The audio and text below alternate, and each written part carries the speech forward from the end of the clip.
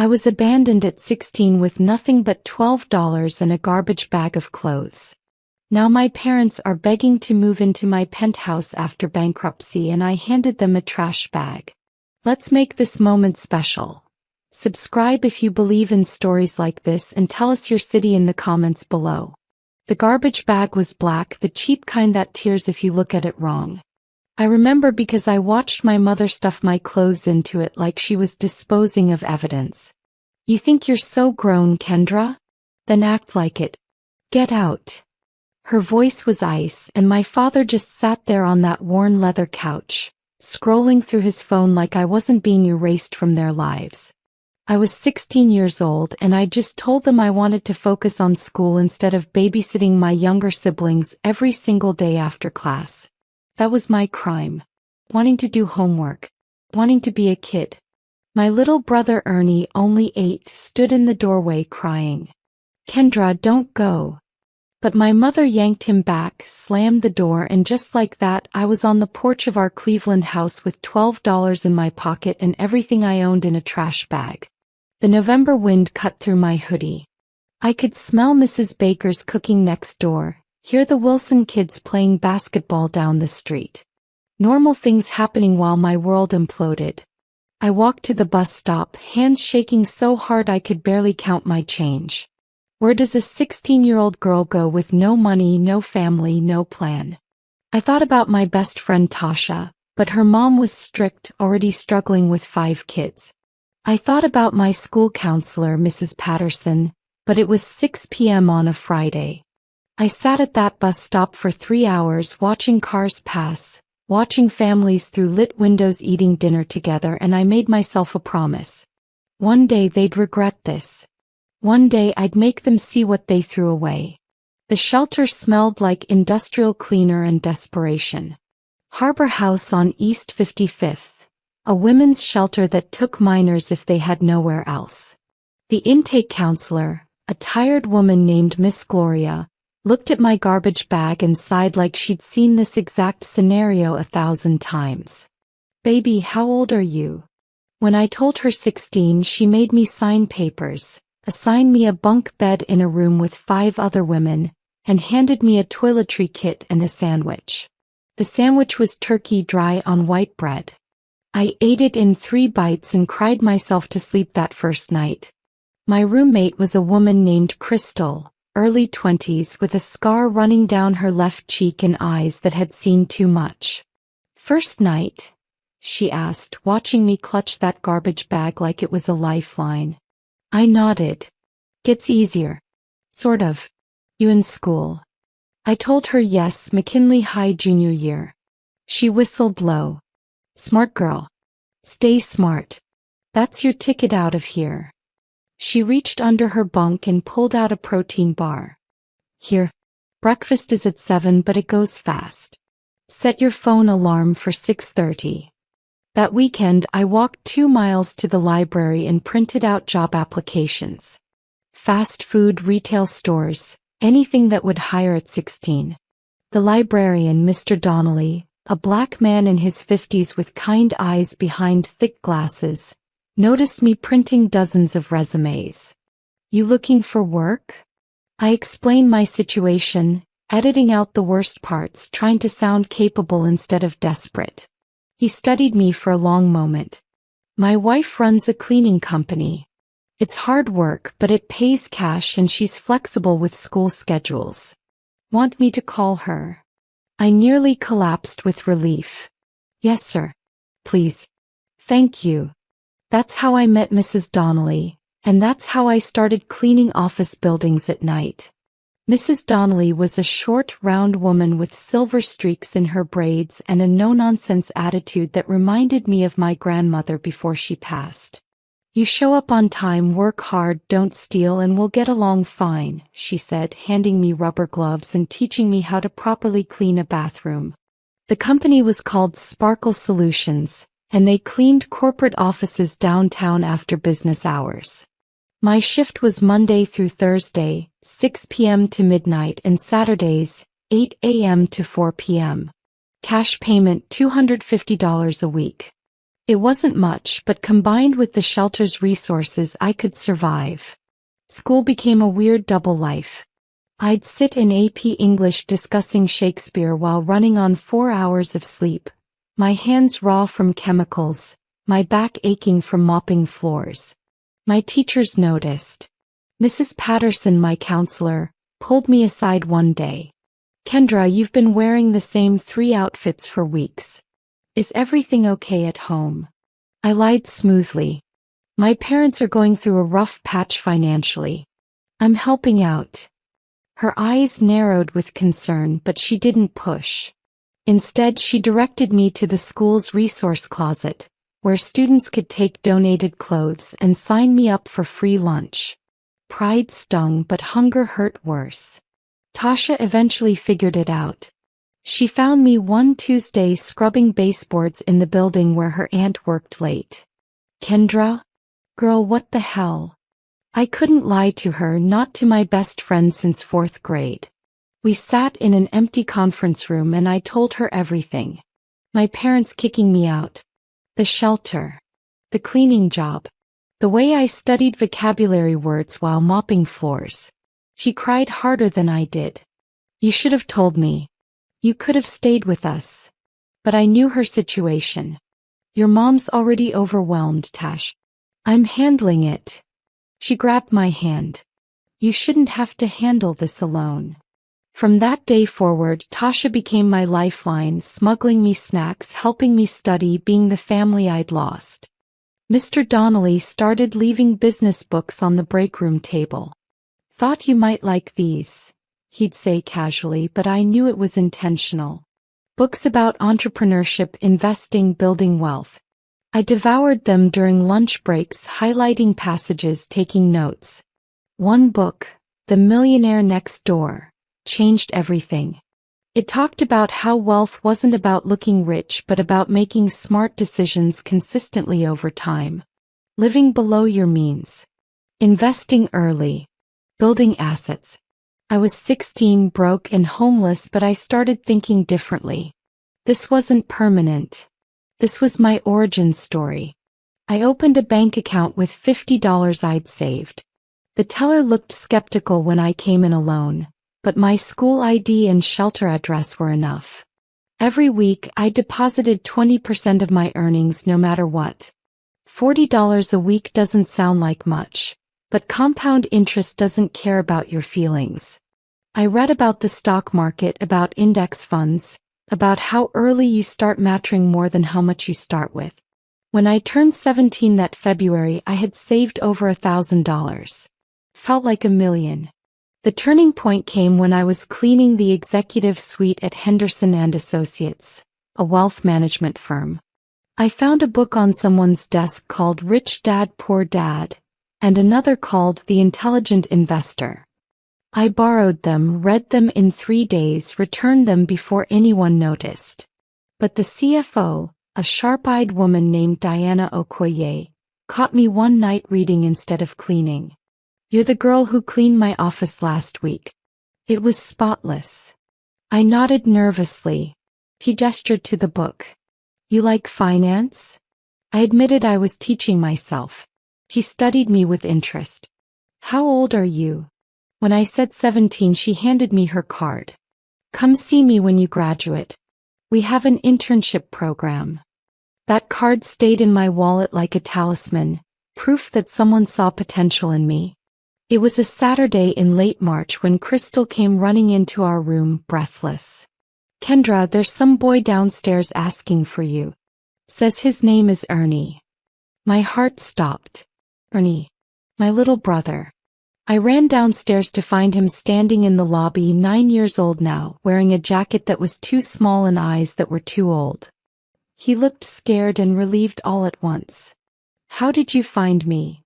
He pulled out a crumpled piece of paper. "I heard Mama on the phone once talking about you being at some shelter." I looked it up. Took 2 buses. We sat on the shelter's front steps and he told me everything. How our parents' spending had gotten worse. Designer clothes they couldn't afford, a new car with payments they couldn't make, vacations on credit cards. How they made Ernie and our twin sisters, Aaliyah and Amara, now 14, do all the housework while they went out partying. They never ask about you, he said quietly, and that hurt more than I expected. But I miss you, Kendra.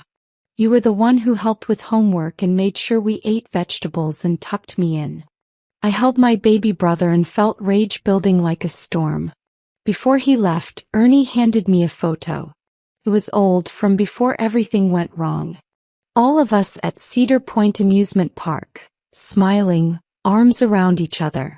Dad's hand on my shoulder. Mom laughing at something. Ernie eating cotton candy. I stole it from the album, he whispered. So you don't forget we're still your family. I kissed his forehead and promised him I'd come back for them when I was strong enough. He nodded like he understood, like he'd been waiting for someone to promise exactly that. I watched him walk to the bus stop and I made myself another promise. I'd build something so big, so undeniable, that I could protect my siblings from the chaos our parents had created. Ernie had given me a mission and I wasn't going to fail. Senior year came with unexpected momentum. My GPA was a perfect 4.0 despite everything, and colleges started sending recruitment letters. Mrs. Patterson went from concerned to actively invested in my future. Kendra, you could go anywhere. Have you thought about scholarships? I had. I'd thought about nothing else. I applied to 27 schools with full need-based financial aid, wrote essays about resilience that made admission officers cry, according to Mrs. Patterson. The day my acceptance letter to Northwestern University arrived with a full scholarship, I screamed so loud in the shelter lobby that Miss Gloria came running, thinking someone was hurt. Baby, what happened? I showed her the letter, hands shaking. Full tuition. Room and board. Book stipend. Northwestern University in Evanston, Illinois. One of the top schools in the country, and they wanted me. Miss Gloria, tough as nails, Miss Gloria, who I'd never seen show emotion, had tears streaming down her face. I knew it. I knew you were special. She hugged me tight, and for the first time in 2 years I let myself believe maybe, just maybe, I was going to make it out. Crystal took me to Swenson's that night, bought me a burger with her tip money. You're gonna do big things, she said, raising her milkshake. Don't forget about us when you're rich and famous. I wouldn't. I couldn't. But Northwestern meant expenses beyond tuition. Laptop, winter clothes for Chicago, travel costs. I worked double shifts that summer, Mrs. Donnelly giving me extra hours, Mr. Donnelly teaching me basic accounting during breaks. You're good with numbers, he observed. Ever thought about finance? I showed him Diana Okoye's business card, now worn from being carried everywhere. He smiled. Call her. I did. Diana remembered me, invited me for coffee, and offered me a part-time position at Henderson and Associates during college breaks. $10 an hour doing data entry and basic research. We invest in talent early, she said.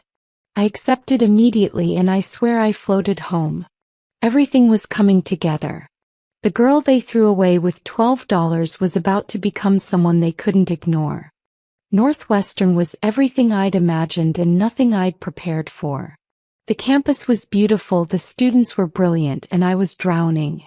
Economics courses taught by professors who assumed everyone had parents who could explain market principles over dinner. Study groups where classmates casually mentioned their father's hedge funds. I worked 20 hours a week at the library to cover expenses my scholarship didn't, studied 40 more, slept maybe 4 hours a night. But I was thriving in my own desperate way. By sophomore year, I'd made connections, joined the investment club, and impressed enough people that opportunities started opening up. Then my phone rang at 2 a.m. on a Tuesday in October. Unknown Cleveland number. I almost didn't answer, but something made me pick up. Kendra. It was Aaliyah, one of the twins, her voice thick with tears. It's bad. Mom and Dad lost the house. We're staying with Aunt Rochelle, but she doesn't really want us here and they're fighting all the time and Ernie asked me to call you. My heart clenched. Where are Mom and Dad? Silence. Then, they're at some friend's place. They don't even stay with us most nights. It's like they gave up. I closed my eyes against the familiar rage. They'd abandoned all their children now, not just me. I stayed on the phone with Aaliyah for 2 hours, listening to her and Amara talk about school struggles, about feeling unwanted, about how they understood now why I'd left. You didn't leave, I corrected gently. They kicked me out. Remember that. But in their minds I'd escaped and they were trapped. Before we hung up, I made them a promise I wasn't sure I could keep. I'm going to fix this.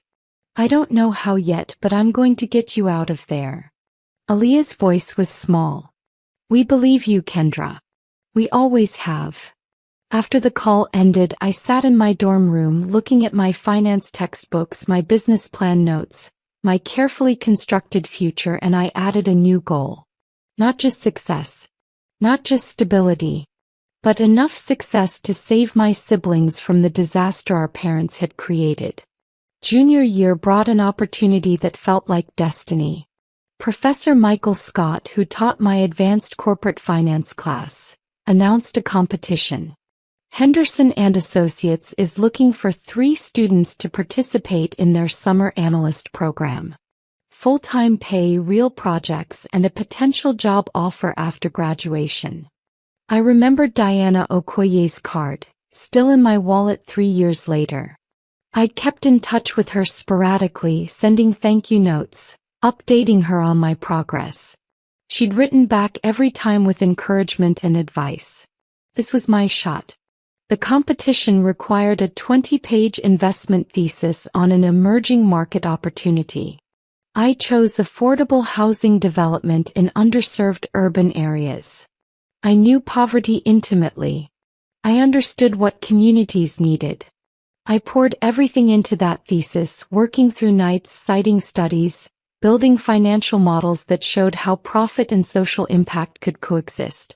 The presentation day arrived, and I walked into Henderson and Associates wearing a suit Tasha had helped me buy at Goodwill and tailored ourselves using YouTube tutorials. Diana was on the judging panel along with 2 senior partners I didn't know. My hands shook as I presented, but my voice stayed steady. I talked about Cleveland's East Side, about families like mine who deserved better than slumlords and predatory lending. About how smart development could generate returns while building communities. When I finished, the room was silent. Then Diana started clapping and the others joined in. That, she said, is exactly the kind of thinking we need here. I got the analyst position along with 2 other students, Connor and Priya, both brilliant, both from wealthy families who'd groomed them for finance careers since birth. We started that June and I quickly realized I had an advantage they didn't. I wasn't afraid of hard work. I didn't take anything for granted. When they complained about 60-hour weeks, I remembered cleaning toilets for 4 years. When they whined about demanding clients, I thought about sleeping in a shelter.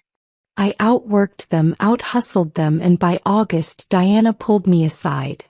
We want to offer you a full-time position after graduation. Starting salary $75,000. I accepted without hesitation, and for the first time since that garbage bag, I cried tears of pure relief. I'd made it.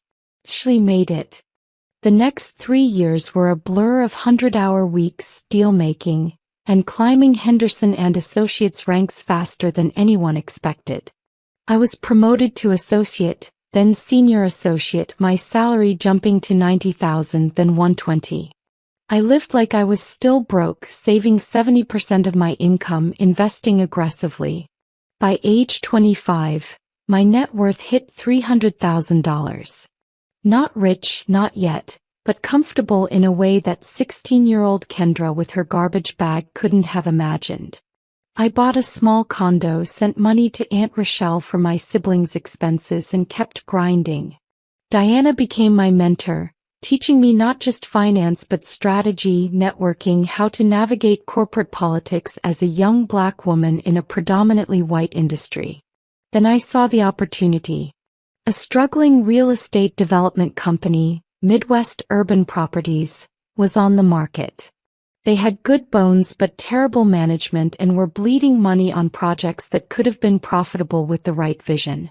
I'd been studying their portfolio for months, seeing the potential they'd missed. Using my savings, maxing out my credit, and convincing 3 private investors I'd built relationships with, I made an offer. $2 million for 60% ownership. They laughed at first. A 25-year-old trying to buy a company? But my business plan was airtight, my investors trusted me, and their desperation closed the deal. The day I signed those papers, officially becoming majority owner of my own company, I called Mrs. Donnelly. I did it. I actually did it. Her proud sob on the other end said everything. I renamed the company Phoenix Properties because I liked the metaphor of rising from ashes. Within 18 months, we'd turned profitable. I focused on exactly what I'd written about in that college thesis. Affordable housing with dignity. Beautiful, safe apartments in neighborhoods people had written off. Fair rents. Quality maintenance. Community spaces. It wasn't just business. It was personal. Every building I renovated, I thought about the families inside. Families like mine could have been if someone had given them a real chance. The business community noticed. Articles in Crane's Cleveland Business. A feature in Forbes 30 Under 30. My net worth climbed past $2 million, then $5 million. At 27, I bought my penthouse in downtown Cleveland, 42nd floor of the residences at the Ritz-Carlton. The view stretched to Lake Erie, and sometimes I'd stand at those floor-to-ceiling windows, remembering the scared girl at the bus stop, and I'd whisper, "We made it." I was in a board meeting when my assistant interrupted, something she'd never done before. "Ms. Robinson, there's a situation. Your parents are in the lobby." The room went silent. Everyone at Phoenix Properties knew my story by now. I'd been profiled in enough magazines that my past was public knowledge. I'd shared it deliberately, wanting other kids from situations like mine to see what was possible. But my parents, I hadn't seen or heard from them in 11 years. Not when I graduated high school. Not when I got into Northwestern. Not when I bought my first property. Radio silence. And now they were here. I excused myself, took the elevator down, and there they were. They'd aged badly. My father, once tall and confident, looked shrunken, his suit cheap and wrinkled. My mother, who'd always been vain about her appearance, wore too much makeup trying to hide exhaustion. They looked desperate, and I felt nothing but cold curiosity. "Kendra," my mother started, voice trembling, "we need to talk. It's about..." I cut her off. "Let me guess. You're broke. You need help. You heard I'm successful now." My father flinched at my tone. "We made mistakes. We know that.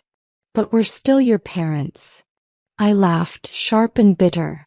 "You stopped being my parents when you threw me out with a garbage bag at 16. What do you want?" The security guard, Ernie from the front desk, watched carefully, ready to escort them out if needed. My mother had the audacity to cry. "We lost everything. Bankruptcy. We're about to be evicted. We have nowhere to go, and we thought..." "You thought I'd forget? You thought I'd just welcome you back after 11 years of nothing?" I pulled out my phone, showed them photos. Me at graduation. Me at my first board meeting. Me cutting the ribbon at Phoenix Properties headquarters. "See all this? I built this without you. Despite you." My father tried to speak. "Kendra, please. We're desperate. We just need a place to stay, and you have that big penthouse." Something snapped. "You want to live in my penthouse? The home I bought with money I earned cleaning toilets while homeless? The success you had no part in?" I turned to my assistant. "Jessica, can you bring me something from my office?" She nodded, understanding immediately. When she returned, she handed me a large black garbage bag. I gave it to my mother. Here. Now you know how it feels. The lobby erupted in chaos. My mother dropped the garbage bag like it burned her, and my father's face turned red with anger. How dare you disrespect us like this? After everything we did for you. I stepped closer, my voice dropping to a deadly calm I'd learned in boardrooms full of men trying to intimidate me. Everything you did? You mean feeding and housing me for 16 years, the legal minimum? Then throwing me away the moment I became inconvenient? That's what you're claiming credit for.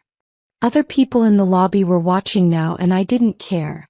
This needed to happen. This had been building for 11 years. My father tried a different approach. We were going through hard times back then. Financial stress. We made a bad decision in the heat of the moment. A bad decision that lasted 11 years?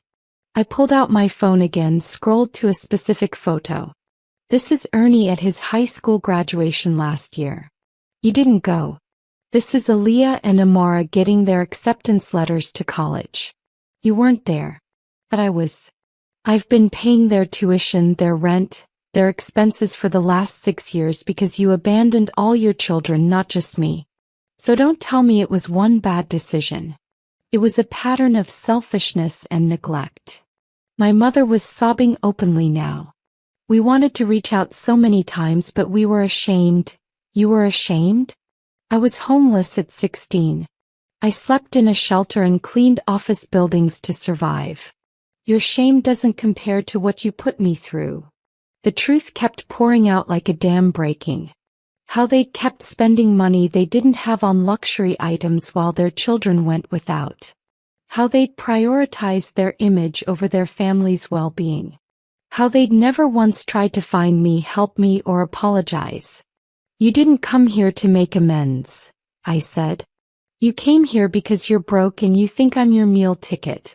You saw the Forbes article, the business features, and you smelled money. That's all this is. My father's expression confirmed it. That calculating look. That same look he'd had when he sat on the couch scrolling his phone while I was kicked out. Jessica stepped forward. Ms. Robinson, your next meeting starts in 10 minutes. I nodded, grateful for the exit. I looked at my parents one last time. You taught me a valuable lesson. You taught me exactly what not to be. So thank you for that and goodbye. I turned toward the elevators, leaving them standing there with that empty garbage bag, a perfect symbol of what they'd given me and what they had now. Nothing. The story went viral within 48 hours. Someone had recorded the lobby confrontation on their phone, and it spread across social media like wildfire. Successful entrepreneur hands parents garbage bag after they abandoned her, read the headlines. My PR team panicked, but I made a decision. I wasn't hiding anymore. I went on record with my story, every detail, every painful moment. I did an interview with Cleveland Magazine, another with a national podcast. I talked about homelessness, about the foster care system's gaps, about how we fail vulnerable youth. The response was overwhelming. Thousands of messages from people who'd been through similar situations. Job offers from companies wanting to support someone who'd overcome adversity. Investment opportunities. Speaking engagements. But the most important response came from my siblings. Ernie, now 20, called me crying. I'm so proud of you. I've always been proud of you, but watching you stand up to them like that, that's the sister I remember. The one who never backed down. Aaliyah and Amara came to visit that weekend and we sat in my penthouse, their first time seeing it, drinking wine and talking about everything. You saved us, Amara said quietly. Not just financially. You showed us we could break the cycle. That we didn't have to accept their toxicity as normal. We made a pact that night. None of us would ever go back to enabling our parents' dysfunction. We'd support each other, build healthy lives, and let them face the consequences of their choices. My parents tried a few more times. An email apologizing but still asking for money. A Facebook message claiming they were homeless. A call to Ernie trying to guilt him into convincing me to help. We blocked them everywhere. It felt brutal, but Diana reminded me of something important. You're not responsible for their poor decisions. You were a child they failed. You owe them nothing but the boundary you're setting. I'd been in therapy for 3 years by then, working through the abandonment, the trauma, the complicated anger. My therapist helped me understand that forgiveness didn't mean reconciliation.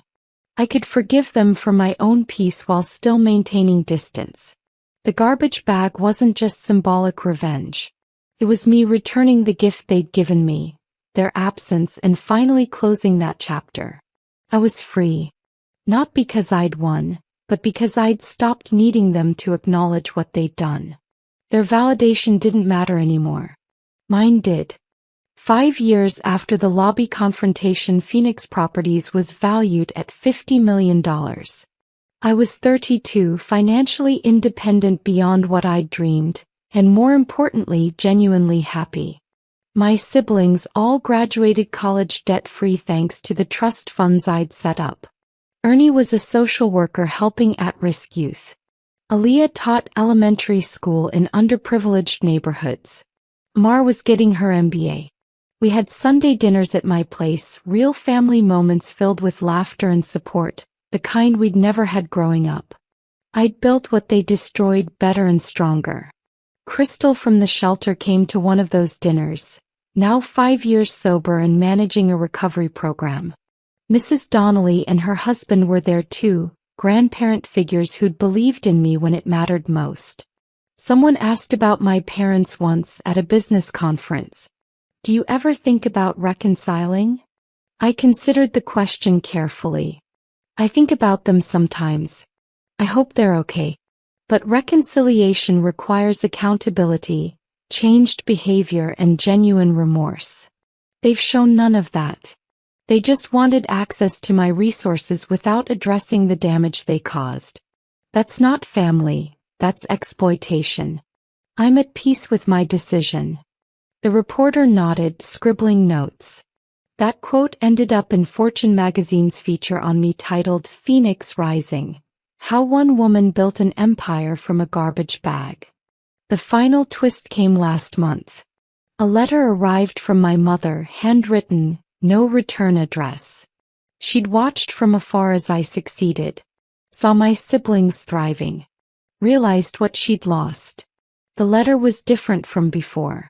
No requests for money. No guilt trips. Just a simple acknowledgement. You deserved better than what we gave you. I'm sorry we couldn't be the parents you needed. Watching you raise your siblings better than we ever did is painful but deserved. You were always the strongest one. I hope someday you'll find peace, even if that peace doesn't include us. I read it once, then put it in a drawer. Maybe someday I'd respond. Maybe not. The difference was that my peace didn't depend on their apology anymore. I'd found it within myself.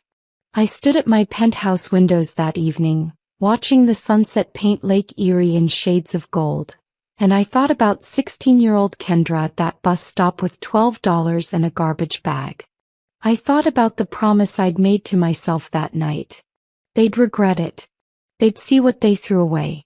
I'd proven that. But more importantly, I'd proven to myself that their rejection didn't define my worth. Their abandonment became my foundation. Their garbage bag became my empire. And the girl they discarded? She became a woman who knew exactly what she was worth, who built something beautiful from nothing, who protected the people she loved, and who never ever forgot where she came from. That's the real victory. Not the money or the penthouse or even the viral justice moment. It's knowing that I took their worst and turned it into my best. That's the story I'll tell. That's the legacy I'm building. And no garbage bag, no matter how full of pain, can take that away.